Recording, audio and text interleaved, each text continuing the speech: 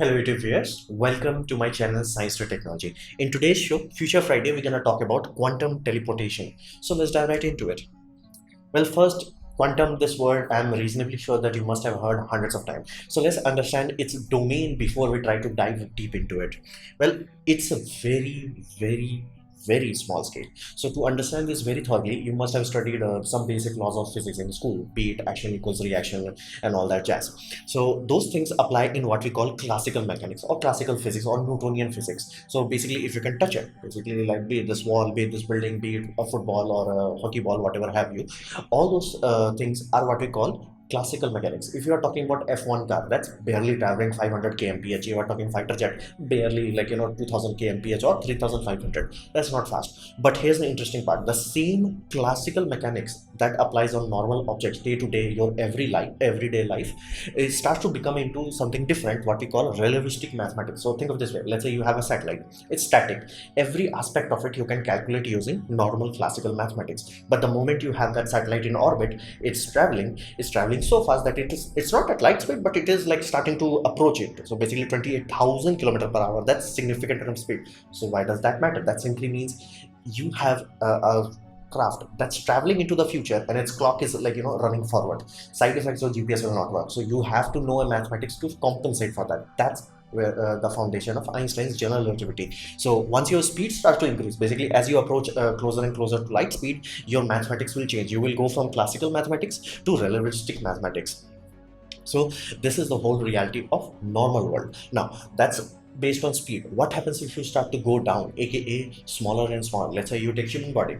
So we are a human body, you have bones and skin and all that jazz. Okay, let's go deeper. Now you will, deepest point of life you can go to is cell, because the moment you start to break apart cell, the behavior pattern that makes life into life no longer exists. So cell reproduces, not mitochondria itself. So you go into there and you're like, okay, mitochondria is the powerhouse of the cell. Let's try to understand this. Now you start to decode it. You will find molecules. These molecules are made out of atoms. Now you are in a realm that is classified by quantum physics. Now you are in a realm where normal laws that was working so well till this point simply no longer works. Things change. The mechanism, the rules, the domains, everything changes. Now you have entered what we call quantum mechanics. Quantum inherently simply means very small. So the laws here are so different that if I tell you there is a ball here and it's just gonna randomly disappear and go into the other side of the wall, you'll be like, dude, what the hell, what are you smoking? But here's the in quantum mechanics, we call it Tuesday. Basically that's tunneling, quantum tunneling, what we classify as. And that's the big headache why we can't make processor very small, because like literally electrons starts to jump from point A to point B without any care of a damn. Like you want a wall that's like, okay, electron shall not pass through unless I want it to, and electron is like, YOLO. That happens. That's normal. That's everyday occurrence in quantum physics. So that's the reality of it. Your normal day-to-day occurrence happens in classical. If you are traveling very fast, relativistic mathematics starts to take over. But if you start to go down, you really want to start to go down, you'll end up in quantum mechanics. That's what quantum simply means. Everything relating to very small particles in this universe, basically anything subatomic, you are talking about quantum physics. And laws are completely different, and it does not make sense to humans because humans rely here. So then we come to this core property that we this whole transportation teleportation topic is revolving around is quantum entanglement. Now quantum entanglement requires one thing out of you. If you have a particle, basically particle pair that is entangled, then the behavior of each other are counterlinked to each other, aka so you have a particle, you know for a fact that these are entangled, like that has to be absolutely sure. You take one particle, you measure it, basically you are collapsing in superposition. The moment you measure it and you measure it like it's so rotating as clockwise, you by default, by law of quantum physics, you are guaranteeing the other one is doing exactly opposite. So if this is spinning up, this will be spinning down. If this is rotating clockwise, this will be rotating counterclockwise. So this is the reality of it. Basically any action you do to one happens to other, and it happens invert of it. Basically now invert is not an interesting part because simply that could be thought as a like a mirror thing. But the main spooky part is instantaneous. Like think of it this way: what is the mass of a photon? Is zero. That's why it's traveling at light speed, because it's absolutely zero. So that's why photons can travel at light speed. Here is the same thing. It's not that it's happening so quickly we cannot measure it. It's not happening in time. It's instantaneous. Now that's what is the most law-breaking part of it, because that simply means you can tangibly send data from point A to point B faster than light. Let that sink in. You have to have a pair, basically pair molecules. Let's say you take a atom, you entangle it, and like, okay, take one entangle on Earth, use a rocket to transport the another one on Mars. So generally, radio communication to Mars would take, let's say, 20 minutes. Here's the this puppy could do it faster than that. You exceeded light speed. Now let that sink in. You thou shall not exceed light speed. That's the one law. Like thou shall not exceed light speed, and this happens. This is a real thing. We have measured it, and this is not a like random statistics, because we known about this as early as like same year as Einstein's relativistic mathematics. So you can understand that we have been going at this for long enough that we know this actually works. We have tested every possible outcome, and this was so frustrating to so many physicists that they actually wrote a paper about it, and there was a like giant newspaper article. In one of them, Einstein himself said something very interesting. Like it is what we call a spooky accelerator, because it did not make any sense, because this was violating the law of causality. Basically, you are traveling faster than light, man. What the hell? That's not supposed to happen.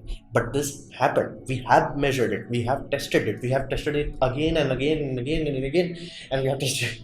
We have exhausted every single resource, and we have tangibly exceeded light speed. So. That's why quantum entanglement is such an intriguing phenomenon.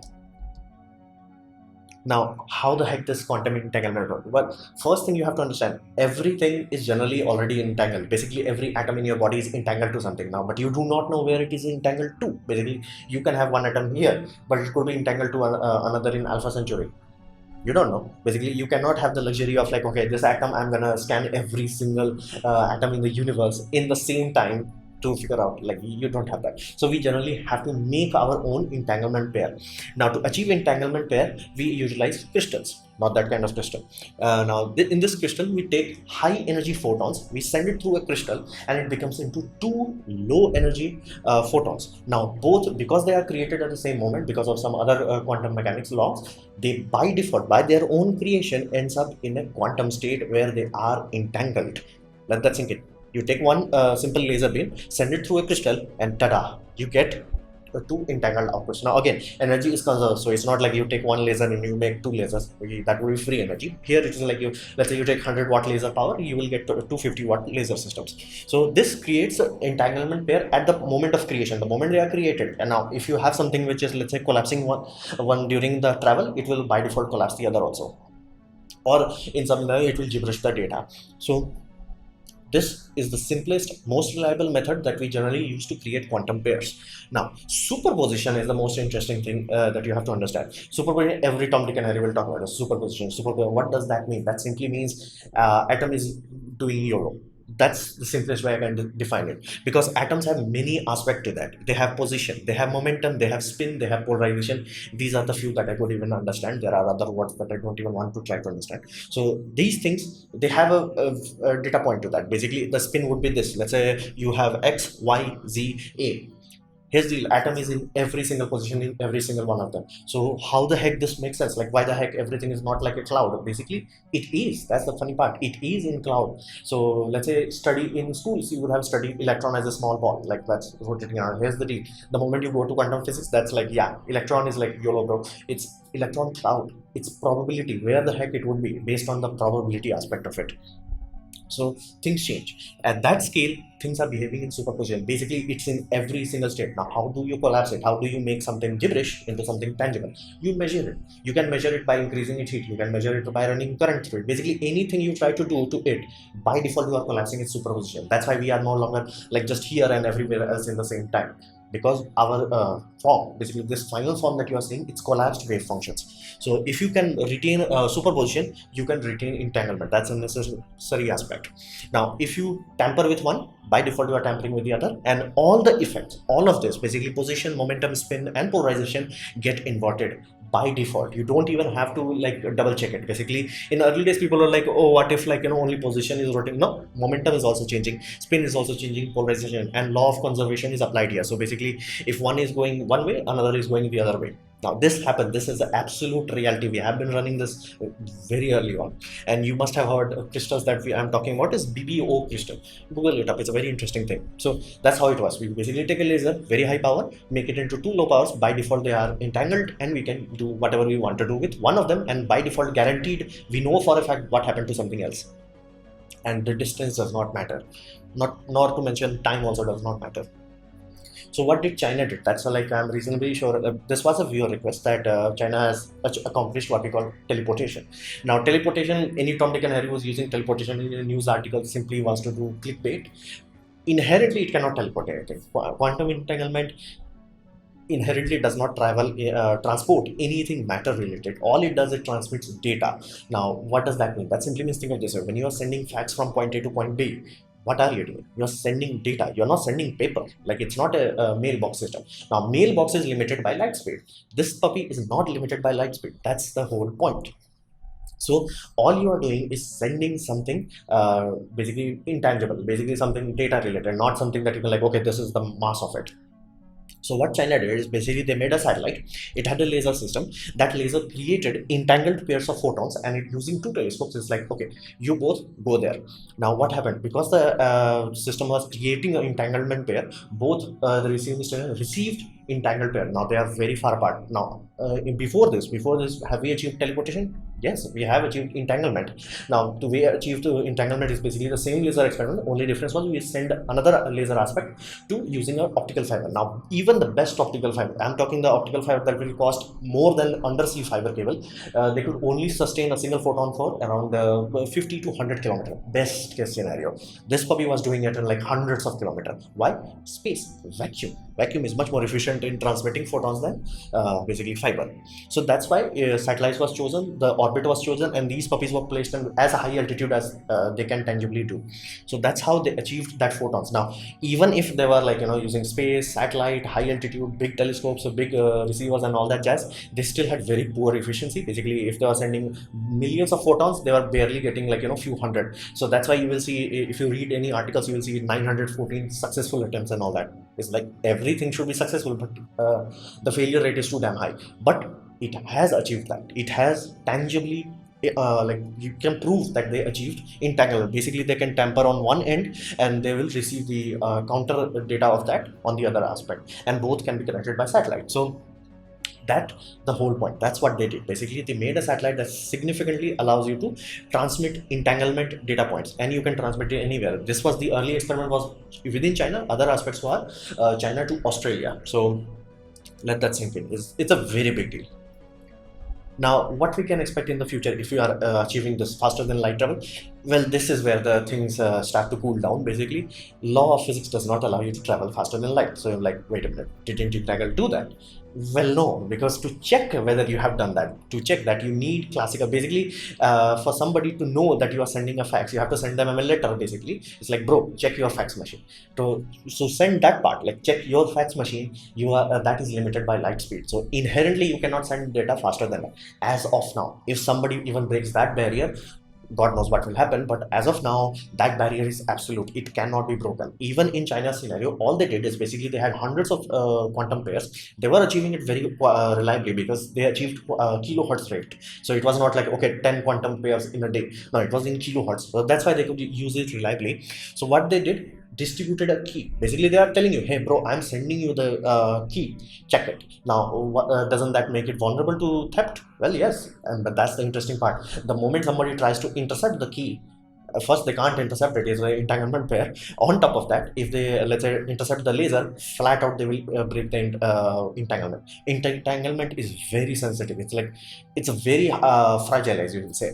So what Chinese government did, not government as in like the researcher did, they sent quantum key distribution, and you will hear this word QKD everywhere, because you cannot send data through it. Basically, even if you are connecting, let's say, two things that are like 7,600 kilometer apart, the data is going through main normal undersea fiber cable. Then what's the point of this quantum thing? Because the encryption system we use is only as secure as the key that we send. The key, one-time pad that we talk about, that is the main critical aspect. If that is secure, your message is absolutely secure. So to make sure that that pad itself, that data point is secure, we utilize quantum key distribution, and that guarantees that no matter what, nobody can tamper with it, nobody can clone it, nobody can do anything to it without breaking it. So it does not make your system hack proof, it makes your system tamper proof. Basically nobody can touch it. The moment they touch it, you're like, bro, done, I'm out. Now for a military installation, that's like awesome. They will give you money for that. It's like, bro, give me a system that I don't give a damn about security, I give a damn that no, it should not leak.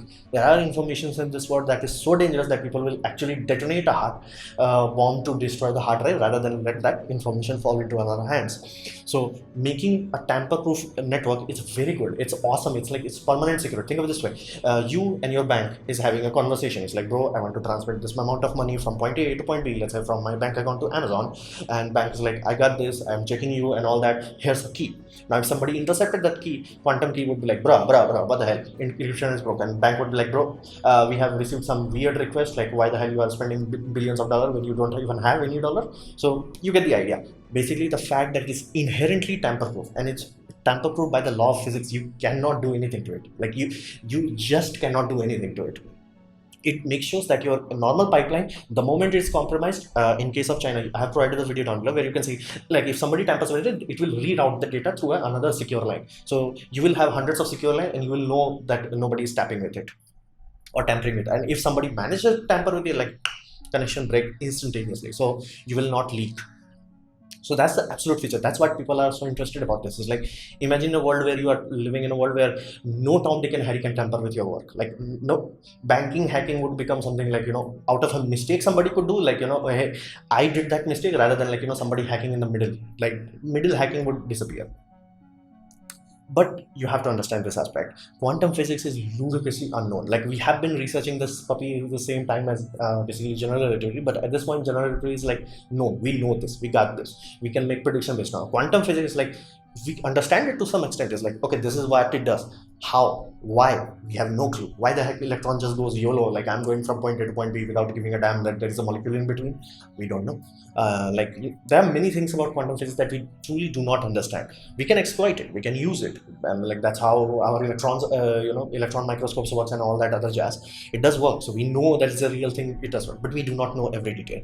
So it does allow us to make an absolutely safe internet system, at least for big hubs. So you can have a scenario where like, big money transaction has to be done over this. So nobody can, at least, let's say, if the technology becomes cheap enough, you're like, nobody can, order a car out of your bank account without you knowing it, so to say. So it can truly make a safe internet. If you're transmitting your safe data, let's say a journalist, no matter what great firewall of China you have, no matter what kind of encryption breaking system you have, it will simply not work. Either the file will not go through, and if it goes through, you can be damn sure that nobody else tampered with it, at least in mid-flight. But again, if somebody copies it on the user end or the receiver end, that's a different thing. But in the transit, data will be absolutely no snooping feasibly possible within the laws of nature. So it does allow us to make a tangibly YOLO amount of security.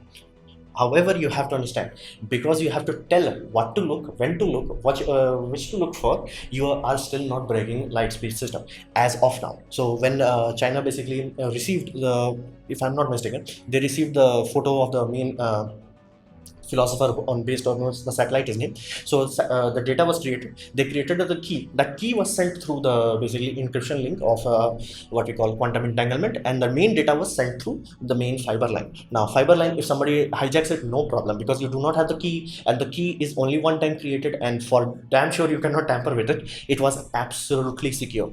And the same was done.